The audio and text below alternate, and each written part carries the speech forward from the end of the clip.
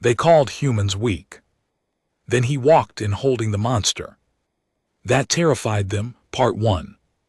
The Council of Stars. The station hung in space like a silver crown turning slowly against the black. It was called Concord Station, and it was the most important place in the known galaxy. Every great civilization had a seat there. Every powerful species sent its best minds, its sharpest diplomats, and its most decorated soldiers to walk those wide metal corridors. The station was enormous, built to hold beings of every shape and size, from the towering Dravik to the tiny crystalline Murak, and it had seen 1,000 years of galactic history pass through its halls. Humanity had been invited 3 years ago. Not welcomed, invited. There was a difference.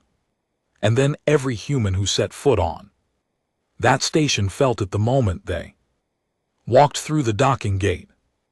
Ambassador Calvin Rowe felt it again that morning as he took his seat at the great round council table. The table was carved from a single piece of asteroid iron, wide enough to land a small aircraft on, and it seated 42 delegates from 31 different species. Calvin sat in the chair marked with the small blue and white emblem of Earth, and he folded his hands on the table. And he waited. He was a quiet man. He had a plain face, gray at the temples, with steady brown eyes that did not move around much. He wore a simple dark suit. He did not carry weapons, not because he was not allowed to, but because he did not feel the need. He had spent 20 years in Earth's foreign service before this assignment, and then he had learned a long time ago that the most dangerous thing a man could carry into a room was patience. Beside him sat Lieutenant Nora Ellison. She was younger, maybe 30, with short, dark hair and a sharp way of watching everything in a room at once. She had a notebook open on the table in front of her and a mechanical pencil in her hand. And she wrote down everything. Not on a data pad, not on a screen. In a physical notebook with a real pencil. Some of the alien delegates had noticed this and found it strange. Nora did not care what they found strange. The session was called to order by the Concord chair, a tall gray-skinned being called a Solenti, whose species had been running these meetings for 200 years. The chair spoke in the common trade language that all Concord members were required to learn, and the translation earpieces worn by every delegate filled in anything that was missed. The first 20 minutes were routine, trade agreements, border disputes, a complaint from the Valerium about mining rights near a shared asteroid belt. Calvin listened to all of it and wrote nothing. Nora wrote everything. Then the chair brought up the item that had put a visible tension in the room from the moment the session began. The Vorkai. Even the word seemed to change the air. Calvin noticed it immediately. The Dravik delegates, 3 of them seated directly across the table, went still in a way that large predatory animals go still when they sense danger. The Valerian's translator hummed with a slight delay, as if the collective mind behind it needed an extra moment to process. The Murak delegate, an ancient being who looked like a pillar of pale crystal with 2 dark eyes set deep in its surface, simply lowered its gaze to the table. The chair explained in careful and measured language that deep rain sensor arrays near the outer Concord systems had detected a Vorkai moving through the Kalendra debris field 3 systems away from the nearest inhabited planet. It was alone, as Vorkai always were, and it was moving inward. For those who did not know what a Vorkai was, the chair offered a brief summary, though most in the room did not need one.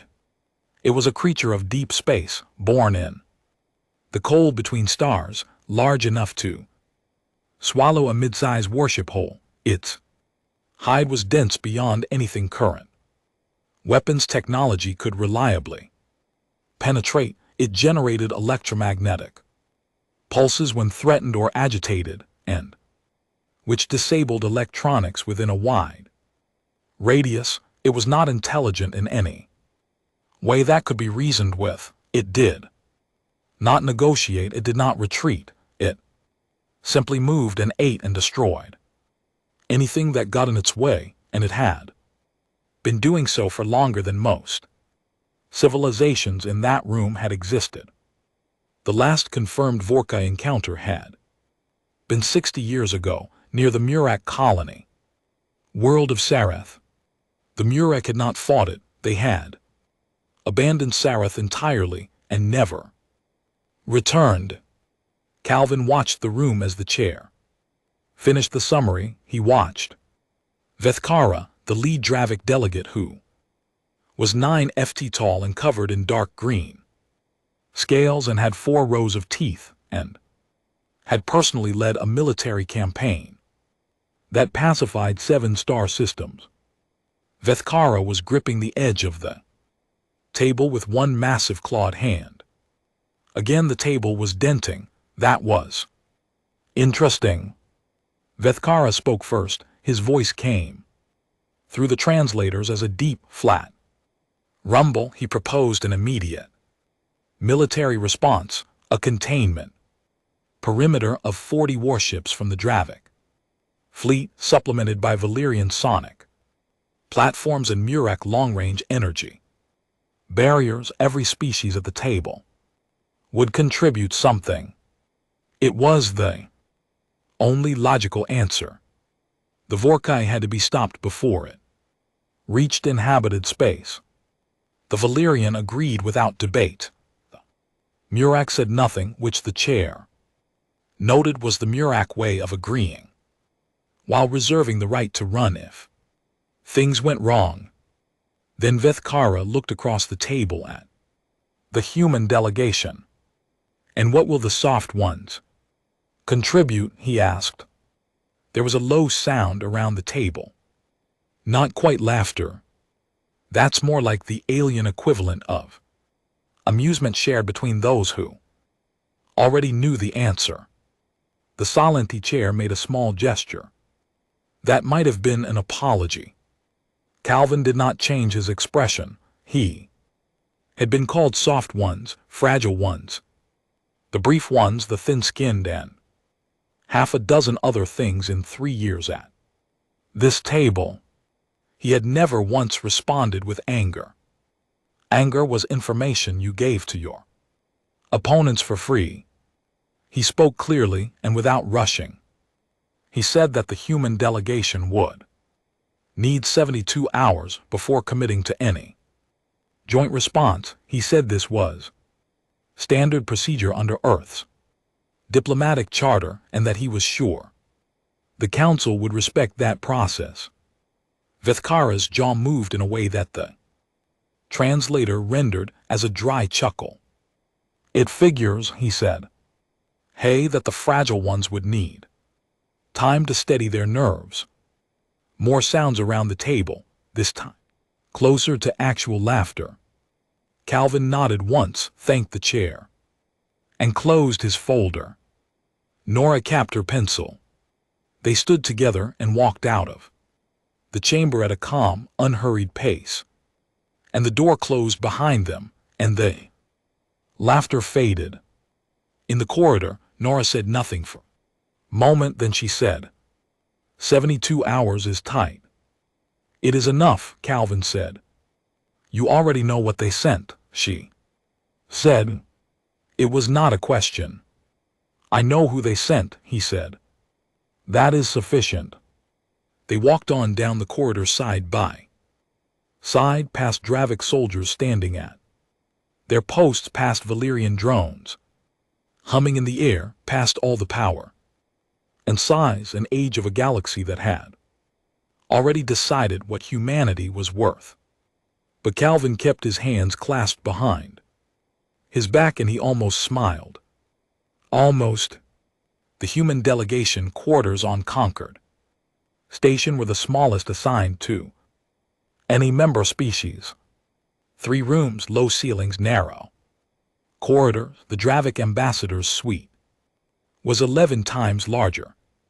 The Valerian collective occupied an entire wing. Humanity got 3 rooms and a shared washroom at the end of a side corridor that smelled faintly of whatever the previous occupants had used.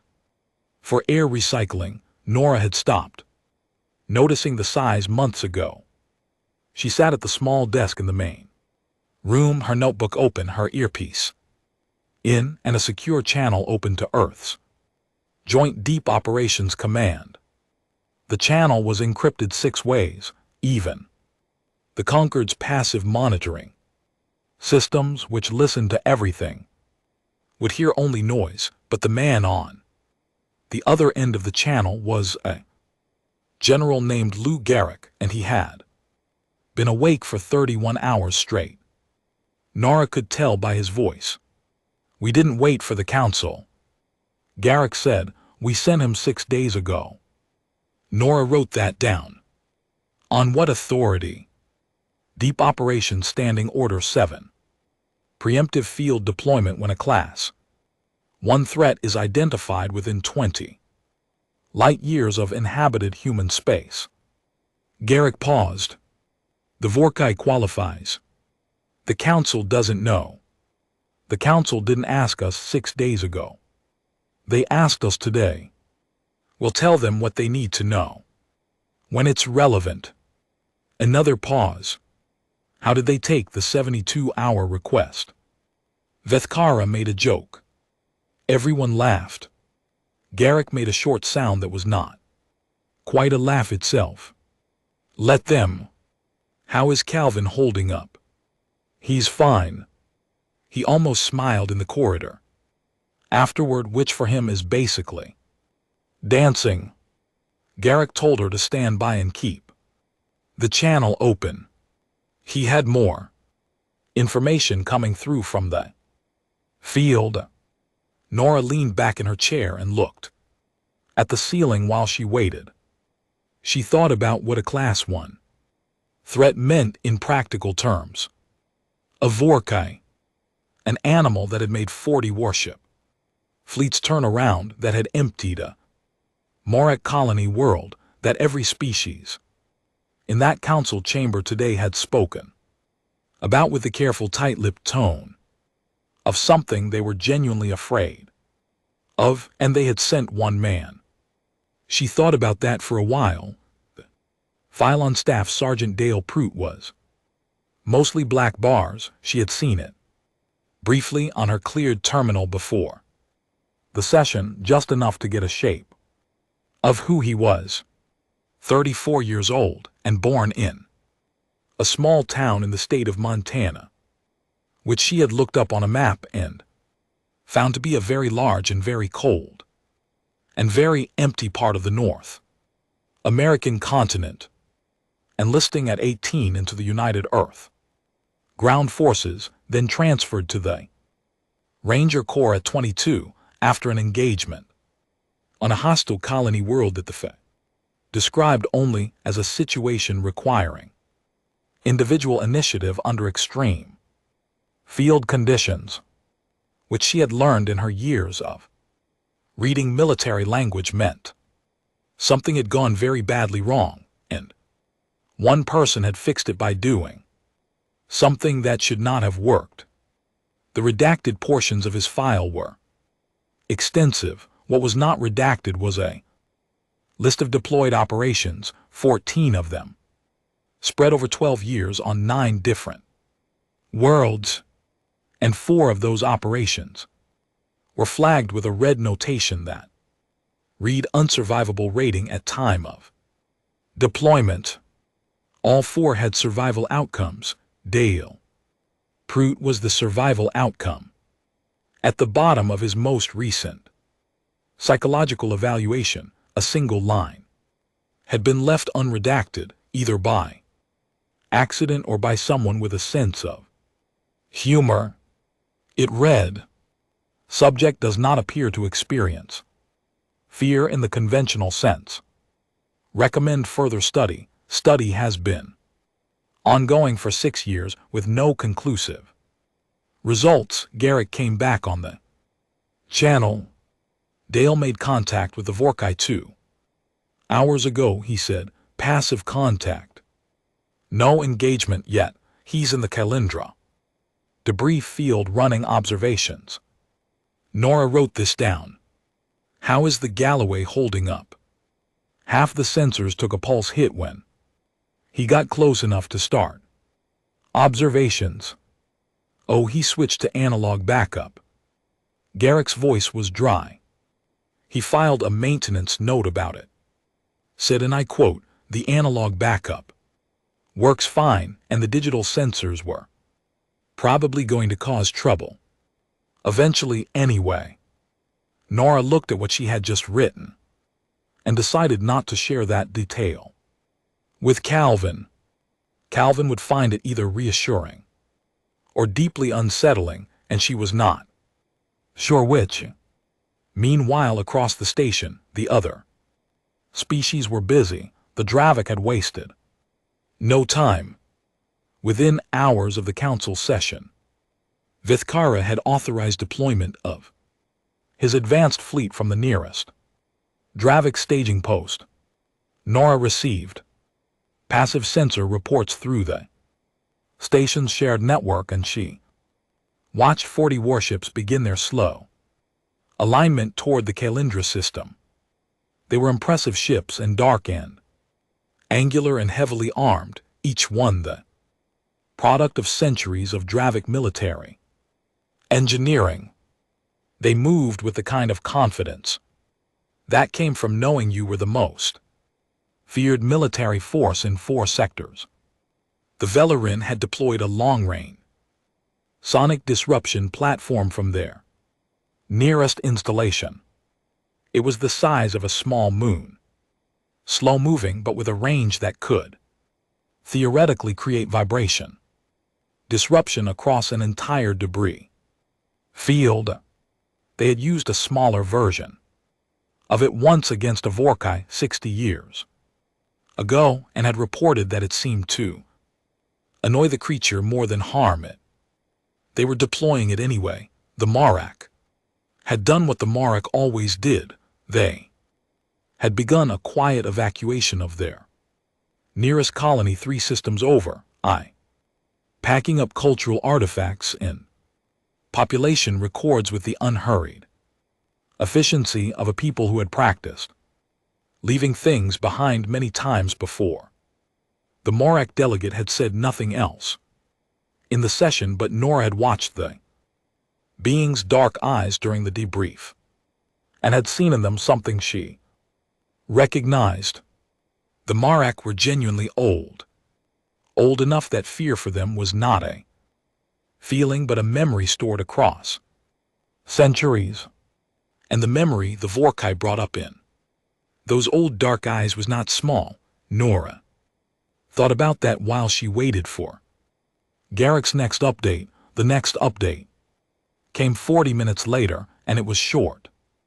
Dale says the creature pauses every 40 minutes. He thinks it's a respiratory cycle. He's timing it. Nora stopped writing. He's timing its breathing pattern. Yes, why the pause? So he says knowing when it breathes helps him predict when it won't be paying attention.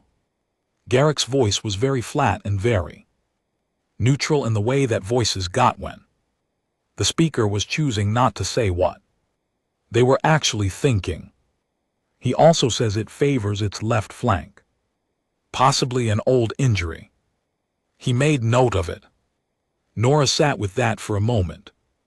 Out in the cold dark of the Calindra debris field with half his sensors dead and a creature the size of a city block close enough to feel Dale Prout Was taking notes, she almost said. Something. Then she did not, she simply wrote it down in her own notebook carefully with her mechanical pencil. Outside the small porthole window above her desk, the stars were very still. She thought about the council chamber. Earlier that day, the laughter. And the wide alien faces certain of what humanity was and what it was not. She thought about Vithkara's hand, denting the table, and the Marak's old, quiet eyes, and the Velarin's slow translator, and all that power and all that fear gathered in one room, and one man out in the dark, alone, eating whatever he had brought with him, and writing down the breathing rhythm of the most dangerous creature in the known galaxy as if it were a homework problem he had been assigned and intended to finish before the deadline. She capped her pencil. Tell him to be careful, she said into the channel. There was a long pause. I'll pass it along, Garrick said in a tone that suggested he knew exactly how much good it would do the Kailindra. Debris field was not a pretty place. It was the leftover wreckage of a planet that had broken apart sometime in the last 10,000 years. No one knew exactly when or why, and it stretched across a wide band of space in a slow-turning cloud of rock and metal and dust.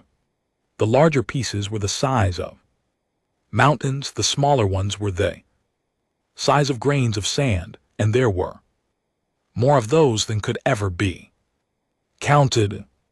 It was a good place to hide. Dale Prout had known that before he arrived because he had read everything available about the field before leaving Earth. He had read it twice, and then he had printed the relevant pages and read them again on the long transit out, underlining things with a ballpoint pen. He had also printed everything available on Vorkai behavior biology and recorded encounter history, which totaled 91 pages, and then he had read all of that too. He was not a man who liked surprises. The Galloway was a small ship built for long-range solo operations. It had a cockpit, a bunk, a compact kitchen unit, a storage hold, and a modest cargo bay at the rear that had been fitted for this mission with a reinforced containment rig and a set of heavy restraint anchors bolted directly into the hull. The ship had no weapon systems in the conventional sense, which was intentional. Deep Operations had learned across many field deployments that weapons made people want to shoot things. Shooting a Vorkai was not a plan, it was a way to make a Vorkai angry. Dale sat in the pilot seat with the lights low and the engine running on minimum power. Through the forward viewport, past a drifting slab of dark rock the size of a building, he could see it. The Vorkai was enormous. He had known it would be enormous. The files had said enormous. The encounter records had said enormous. But there was a difference between reading the word enormous and sitting a small ship watching a living thing move through space that was longer than most of the warships he had seen docked at Concord Station. Its body was roughly cylindrical, armored in overlapping plates of dense hide that caught the distant starlight. In dull gray-brown tones, it had no visible eyes, or rather no eyes that functioned in the way Dale understood eyes to function. It sensed through electromagnetic fields, through pressure, through vibration. It was, in a biological sense, almost perfectly designed for the environment it lived in. Dale found it genuinely impressive. He wrote that in his notebook. Then he wrote down the time of the creature's approximate heading. and the duration of its last pause, 39 minutes and 40 seconds. He circled 40 minutes and wrote consistent next to it. The first pass had been the most dangerous part. Coming into the field, he had cut his main engine and used small attitude thrusters only, approaching from the direction the debris cloud was drifting, so that his own movement would be masked by the surrounding material. He had gotten within 4 km before the Vorkai reacted. It had swung its enormous body toward his direction, and for about 15 seconds, Dale had sat very still in his seat with his hand on the manual vent release, ready to dump his entire heat signature if needed. Then the creature had turned back. Something in the debris field, a tumbling chunk of rock, had passed between them at the right moment and broken whatever the Vorkai had been reading in the electromagnetic field. Dale had exhaled slowly and written down close. Then heat vent as last option. Loud. Might work or might not. He had been in the field for 31 hours by the time he made his first deliberate contact. It was not a fight. It was a feint. He fired a single small burst from one attitude thruster, loud enough to register, then tucked the ship behind a massive drifting rock shelf and went completely cold, cutting every system, including life support, for 90 seconds, running on the oxygen already in the cabin. The Vorkai came fast. He watched it on his analog proximity gauge, a spinning needle on a circular dial, as the needle swung hard and then held in his direction. The creature circled the rock shelf twice. She close enough that Dale could feel the electromagnetic pulse rolling over the ship's hull in waves, making his hair stand up and the fillings in his back teeth ache. Then it moved on. He waited 20 minutes. Then he did it again, from a different position. The creature came back faster this time. More agitated, it spent more energy on the search, circling wider, pushing deeper into the debris around it. By the time it gave up and returned to its resting position, the analog gauges showed a slight change in its movement.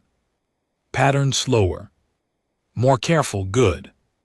Dale ate his second meal of the day, a foil packet of rice and beans that he had brought 48 of, because he was not optimistic about finding good food options in a planetary debris field, so he drank water from a sealed bottle and looked at his notes and did a calculation on a scrap of paper, working out the timing of the next approach based on the creature's respiratory pause cycle and the angular drift of the larger debris pieces.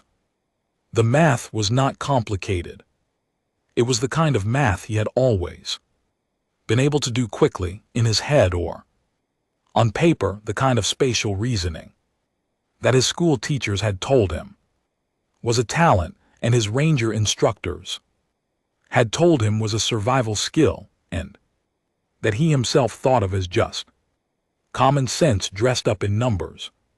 He scheduled the third approach for 6 hours out. He slept for 4 of those hours deeply and without difficulty in the bunk behind the cockpit with a proximity alarm set on the analog system.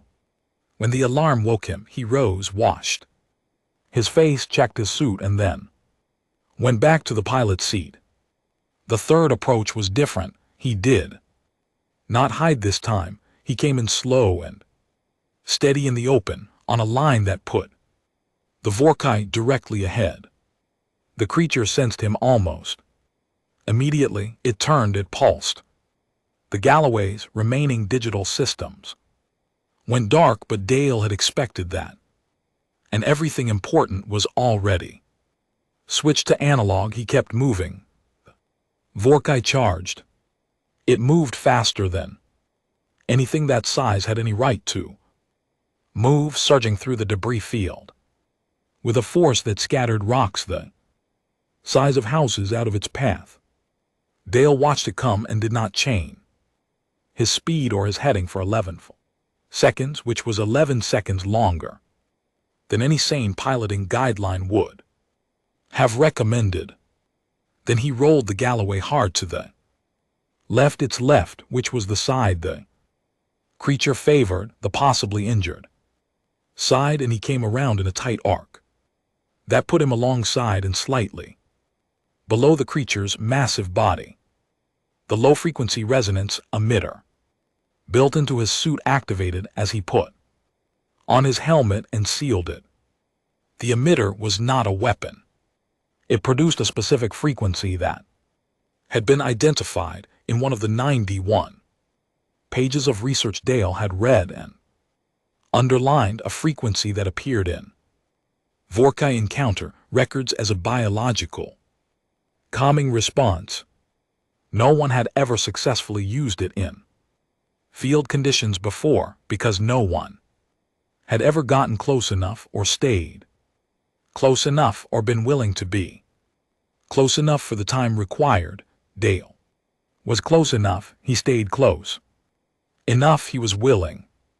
The Vorkai slowed, it did not stop, not immediately. Now it bucked and rolled, and its electromagnetic field spiked so hard that Dale felt it through his suit as a physical vibration in his chest. He held his position, moving with the creature, keeping the emitter in range, counting seconds. Then he fired the modified breaching charge. It was a single shot, precisely placed at a joint in the hide plating on the left flank, the weak point he had identified 30 hours earlier in his first approach. The charge was not explosive. It delivered the sedative compound on contact, a chemical solution developed by Earth's Xenobiology Division for exactly this application, which had never been field tested because no one had ever gotten close enough. Dale held on. The Vorkai thrashed for 3 minutes and 40 seconds. Dale counted all of them. Then the creature slowed and stopped. The ship drifted in the debris field, enormous and still, its electromagnetic field fading to a low hum. Its breathing was slow and deep and even. Its left flank, where the charge had landed, showed one small neat mark in the otherwise unbroken armor of its hide. Dale sat in his pilot's seat for a moment in the quiet. Then he got up, went to the cargo bay, and began attaching the restraint lines to the containment rig. He worked steadily for 2 hours, clipping anchor lines to the creature, running the reinforced tether through the hull brackets, testing each connection with a mechanical torque tool, and then testing it again. When he was done, he went back to the cockpit and transmitted one line to the Galloway's automated log. Package secured, heading back. Then he set a course for Concord Station. I poured himself a cup of instant coffee from the kitchen unit and sat back in his seat to watch the debris field drift away behind him. The Vorkai, tethered to the rear of the ship, breathed slowly in the cold dark. Dale drank his coffee and did not say anything else. There was nothing else to say. The sensor records leaked before anyone officially announced anything. That was how it always happened on Concord Station. The station was home to 42 delegations and hundreds of support staff from dozens of species, and information moved through it the way water moved through sand, quietly and in every direction at once. By the time Nora received word from Garrick that the Galloway was 2 hours out, there were already small clusters of staff gathering near the docking bay. Observation windows on level 9, so by the time the ship was 30 minutes out, the clusters had grown. Nora told Calvin. Calvin listened, nodded once and straightened his jacket. Then they walked together from the delegation quarters down to the main docking bay on level 2, the one large enough to hold Dravik dreadnoughts. The walk took 12 minutes. By the time they arrived, the bay was already lined with observers. It was not supposed to be a public event. Docking bays were restricted areas, but the Concord security protocols had not been written with this situation in mind, and the Salanthi chair had not yet decided whether this arrival counted as a diplomatic event, a military event, or something else entirely. And in that window of uncertainty, beings from a dozen species had found their way to the observation areas and the side access corridors and the upper maintenance walkways. Nora scanned the crowd as she and Calvin took their position near the bay entrance. She saw Valoran drones hovering a cluster near the upper right corner. Their sensor arrays pointed toward the dock. She saw a group of Dravik soldiers, off-duty or close enough to it, standing near the far wall with their thick arms folded.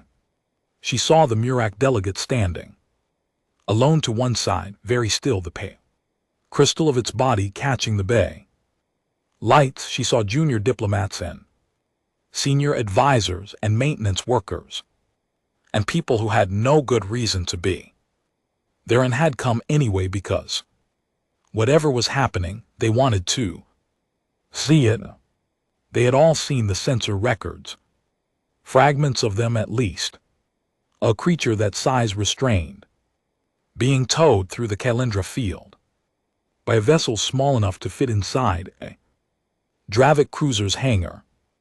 The bay doors opened. The Galloway came in slow. It was a small ship. That was the first thing every person in that bay registered, whatever species they were. It was small. It had hull scoring along the port side from the electromagnetic pulse strike, and 2 of its running lights were dark, and it moved with the slightly uneven drift of a ship running on partial systems. It looked in that enormous bay like something that had been through difficult time and had not yet had a chance to clean up. The docking clamps engaged, the ship settled. Nothing happened for about 30 seconds. Then the rear cargo ramp began to lower. The sound it made was mechanical and plain, a simple hydraulic whine. And then it echoed in the large bay more than it should have because the bay was unusually quiet. The ramp came all the way down and touched the deck with a soft clang. Dale Prout walked out first. He was not what most of the beings in that bay had been expecting in the way that humans were rarely what beings expected. He was average height for a human male, which meant he stood at roughly the shoulder of the shortest Dravik in the room. He was solidly built with wide shoulders and a square jaw and the kind of face that had spent a lot of time outdoors in difficult weather. His field suit was scuffed and marked with debris scoring, and there was a sealed chemical burn patch on his left forearm that he had treated himself at some point during the return journey. He walked with the easy, unhurried stride of a man who had been on his feet for a long time and was used to it. He was not carrying a weapon. He was carrying a tether. It was a reinforced line thick as a man's wrist, running from a heavy harness across his chest and shoulders back up the ramp and out of sight. He held the end of it in both hands, the way a person might hold the lead of a large and difficult animal with a Practical grip. Not tight with fear, but not loose with carelessness either. He walked to the bottom of the ramp and kept walking, and the tether pulled taut, and the Vorkai came with it. The head appeared first. It came through the expanded cargo ramp. Slowly, still sedated, its broad armored skull tilting slightly as it emerged into the bay's artificial gravity and the electromagnetic field it generated, even while unconscious, was enough to make the lights in the bay flicker once. And Nora heard at least two beings nearby make sounds that had no translation equivalent, but that communicated something very clearly. Regardless, then the rest of it came out. It took a while. The Vorkai was sedated, but it was breathing, slow, deep movements of its massive chest that made a low, rhythmic sound that every being in the bay could feel in their feet through the deck plating, its hide gray-brown and dense, and utterly unmarked except for one small, neat puncture on its left flank, caught the light in a way that made it look like something carved from the inside of a mountain. It was so large that its tail end was still inside the Galloway's cargo bay, even after its head had cleared the ramp. By 15 FT, Adale walked it into the bay. He walked it the way a man walked something that he had handled before and intended to handle again. With attention, but without drama. He kept the tether lines even. He watched the creature's breathing. He placed each step deliberately on the deck. The sound in the bay was extraordinary. There was no sound in the bay, not from the Valorian drones, not from the Dravik soldiers with their thick arms that were no longer folded, not from the junior diplomats who had no good reason to be there, not from anyone. The only sounds were Dale's boots on the deck, the low, rhythmic breathing of the Vorkai, and the faint flicker of lights adjusting to the electromagnetic field. Nora watched Vethkara, the Dravik commander, was standing 8 FT away from her, and he was not moving. He was staring, and his jaw was slightly open, which on a Dravik face was not an expression she had seen before, and she could not immediately classify it. His 4 rows of teeth were visible. His hands, which had dented the council table that morning, were still at his sides. She looked at the Murak delegate. The ancient crystal being had not moved from its position against the wall. Its dark eyes were fixed on Dale and the Vorkai, with an expression that Nora had no reference point for it all. She thought of what Garrick had told her, that the Murak had not confronted Vorkai in 4 galactic ages, that they had left a whole world behind rather than try. Dale walked the creature to the center of the bay and stopped. He stood there for a moment, looking at the assembled crowd without much visible reaction to any of it. Then he looked toward the bay entrance, where Calvin and Nora were standing, and he walked toward them, keeping the tether moving at an even pace. He stopped in front of Calvin. He held out the primary tether anchor, a heavy, reinforced clip, and Calvin took it with both hands. Dale said, without raising his voice or changing his tone, "You will want to get a proper enclosure sorted. It will wake up in about 6 hours. It needs open space, and it does not like hard vibrations, so if your maintenance teams are doing anything loud, they should probably stop." Calvin held the tether anchor and looked at Dale and said, "Thank you, Sergeant." Dale nodded once. Then he looked past Calvin at the gathered crowd, all those eyes and sensor arrays and ancient dark eyes and open jaws. And he said nothing to any of them. And he simply looked at them the way a man looked at a view that was interesting but not particularly surprising. Then he looked at Nora. "Is there somewhere I can get a hot meal?" he asked. Nora blinked once. "Deck 7, she said. "Station. Cafeteria. I can show you." "That would be good," Dale said. He handed her the secondary tether line, which she took without quite knowing why. Then he rolled his left shoulder, carefully testing the range of motion around the burn patch, and he walked toward the bay exit with the same easy, unhurried stride he had come in with. Nora looked at the tether in her hand. She looked at the Vorkai breathing slowly in the center of the docking bay, surrounded by a silence that had no language in it. She looked at Calvin, who was holding the primary anchor with both hands and looking at the assembled delegates with an expression that was perfectly neutral and perfectly calm. She handed the tether line to a station security officer who had been standing nearby with nothing useful to do, and she followed Dale out of the bay. Behind her, no one in the docking bay spoke for a very long time. The emergency session was called for the following morning.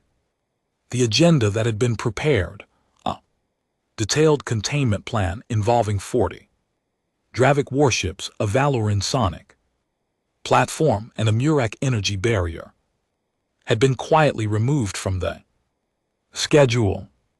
No one had officially removed it. No one had sent a notice or filed a formal revision. It had simply disappeared from the shared council terminal overnight. The way things disappeared when no one wanted to be the one to say out loud that they were no longer relevant. In its place was a single item: reassessment of humanity's status with the Galactic Concord. Calvin arrived early. He sat in the same chair he always sat in, with the small blue and white emblem of Earth in front of him, and he folded his hands on the table and he waited. Nora sat beside him with her notebook open and her pencil in her hand. They did not speak. There was nothing they needed to say to each other that had not already been understood. The other delegates filed in. The Valoran collective took their seats with the usual quiet efficiency of a species that processed everything through shared mind and therefore never needed to talk amongst themselves. The Murak delegate arrived alone, as always. Wayan took the far seat against the wall and set its crystalline hands flat on the table. The Dravik delegation came last. Vethkara walked in at the head of his group, and when he passed the human seats, he did not look at Calvin, which was itself a kind of statement. The Salanti chair called the session to order. There was a long moment before anyone spoke, longer than usual. The chair waited it out without hurry. The Valerium spoke first.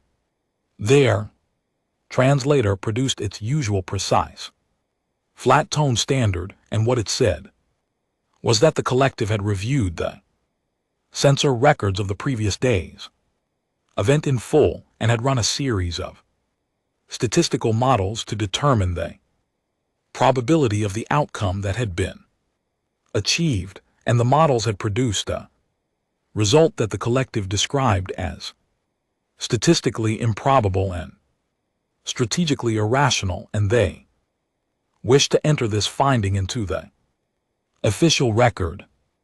Nora, writing in her notebook, allowed herself a very small smile. A Thurvak delegate, a species of heavy, gray-furred quadrupeds who rarely spoke in open session but held significant weight in the Concord's older alliances, said that their leadership had been monitoring the situation from their home system and had asked the delegation to formally note that they were revising their assessment of humanity's military capability rating upward significantly. Upward, the details of the revision would be submitted in writing. Several other smaller delegations spoke. Briefly, most of them said variations of the same thing in their own languages, translated into careful standard. They had not expected this, they were reconsidering things. They wanted it known that they were reconsidering things. No one laughed. No one made a joke about fragile ones or soft ones or the thin-skinned or the brief. Then the MURAC delegate spoke. It spoke rarely. In the years that Calvin had been sitting at this table, he had heard the MURAC delegate speak perhaps a dozen times. When it spoke, the rest of the room went very quiet, the automatic quiet of beings in the presence of something genuinely old. The MURAC delegate's voice came through the translators as a slow, resonant tone, almost musical, and it said that in 4 galactic ages it had seen many civilizations rise and declare themselves warriors. It said that most of them had confused size with strength and number with power. It said that the beings it had seen endure the longest across the widest span of time and difficulty were never the ones who shouted the loudest about what they were capable of. It paused for a moment, then it said that the human it had seen walk into the docking bay the previous day with a burn on his arm and a creature on a lead that had emptied a colony world had not looked like a warrior in any definition the MURAC had been taught to recognize. He had looked, it said, like a man who had done a job that needed doing and wanted to go get his dinner. In the MURAC's experience across 4 galactic ages, that was the most dangerous kind of person there was. The room was quiet again after that, the kind of quiet that did not ask to be filled. The chair allowed a moment and then formally opened the floor for motions regarding humanity's status. By the end of the session, 3 resolutions had been passed. The first elevated humanity from junior member status to full member status in the Galactic Concord, effective immediately. The second established a new diplomatic protocol granting the human delegation equal floor time and equal voting weight to all other full members. The third, proposed by the Thurvak and seconded by the Valerium, formally requested that humanity consider sharing information about its field training programs with interested Concord members on a voluntary basis. Calvin voted yes on all 3 without visible emotion and thanked the chair. Afterward in the corridor, Vethkara was waiting. He was alone. He had sent his attendants ahead, which for a Dravak of his rank was an unusual thing. He stood in the corridor outside the chamber with his large arms at his sides, and his jaw closed and his dark eyes on Calvin. As Calvin came through the door, Calvin stopped. He looked up at the Dravak. He waited. Vethkara was quiet for a long moment. Then he said, in a voice that was lower than his usual council tone, carrying less of the flat authority he used in sessions, "The man who did this, what does he want?" Calvin considered the question. He considered it the way he considered most things, carefully and from several angles before speaking. Probably a hot meal and a full night of sleep, he said. And if I know him, he has already asked someone to look at that burn on his arm and been told it needs 2 days to heal properly, and he has decided 1 day is sufficient, and moved on. Vithkara looked at him for a long moment.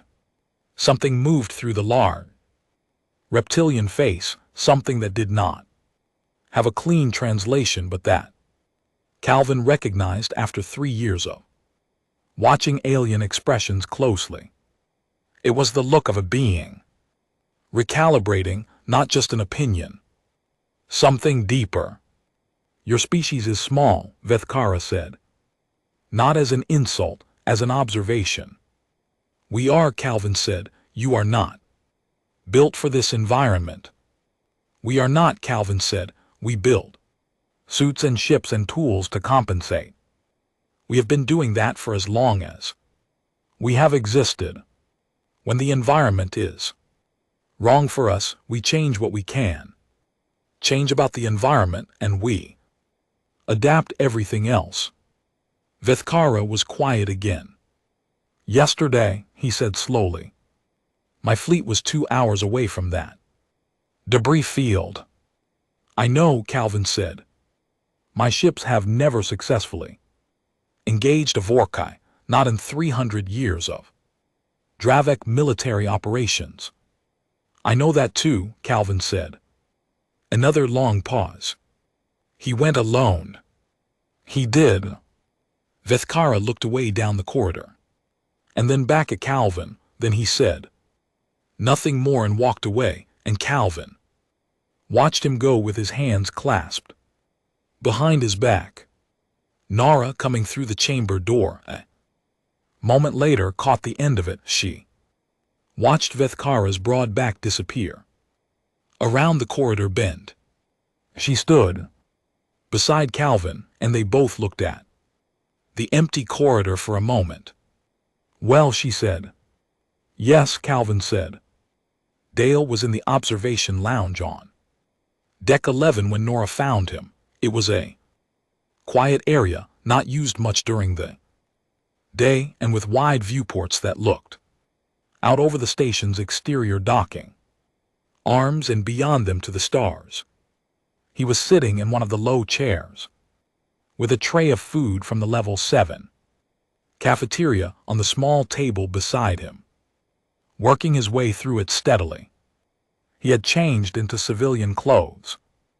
The burn on his arm had a fresh bandage on it, which suggested someone had convinced him to have it looked at properly. He looked up when Nora came in. She sat in the chair across from him. Without asking, he did not seem to mind. She looked at him for a moment, then she said, "How are you doing?" He considered it. "Good," he said. "Tired. This food is better than what I brought." "That is a very low bar." "It is," he agreed. She looked out at the stars for a moment, then she asked carefully, "What was it like out there, alone with it?" Dale thought about it while he ate. He was not a man who answered questions before he had thought about them. Nora had noticed this earlier and appreciated it. "Quiet," he said finally. "Space is real." "Quiet." She looked at him. "That is not what I meant." He looked out at the stars. He was quiet himself for a while. "It was a big animal," he said at last, in a plain and even tone. "It had patterns, it had habits. Everything has patterns if you watch it long enough." He paused. "I just watched it long enough." Nora said nothing. She looked out at the stars with him. 3 levels below where they sat, in a reinforced containment unit that a Concord engineering team had spent most of the night constructing, the Vorkai breathed slowly in the quiet dark. Its electromagnetic field pulsed at low, steady intervals, like the kind of slow heartbeat that the sensors in the unit's walls recorded faithfully. It was alive, it was whole, it would wake in a few hours and find itself enclosed, and that would be a problem. For the team, the Concord was already assembling to manage it long term. Dale had left notes for that team, 4 pages of them, written in his plain, clear handwriting covering the breathing cycle, the left flank, sensitivity, the frequencies it responded to, the feeding estimates, based on its body mass. He had slid the pages under the enclosure team supervisor's door on his way to the cafeteria. No one had asked him to do that. He had done it because it seemed useful. Up in the observation lounge, the stars were very still and very bright beyond the viewport glass. Nora looked at them. Dale finished his meal and set the tray aside and leaned back in his chair. Somewhere across the station, in a dozen different rooms and quarters and council offices in a dozen different biological languages and translation formats, the word human was being said aloud. It was being written into reports and entered into databases and transmitted back to home worlds and passed between beings in low, careful voices. 3 years ago, that word had come with a tone attached to it. The tone was different now. It was not loud. It did not announce itself. It had not arrived with a speech or a ceremony or a formal declaration. It had walked in through a cargo ramp in a scuffed suit with a burn on its arm and a rope in its hands, and it had set something enormous and terrible down on the deck of the known galaxy, and then it had asked where it could get a hot meal, and somehow in that simple, unremarkable act, everything had shifted, not with a shout, with the quiet weight of something that had always been true and had simply finally been seen.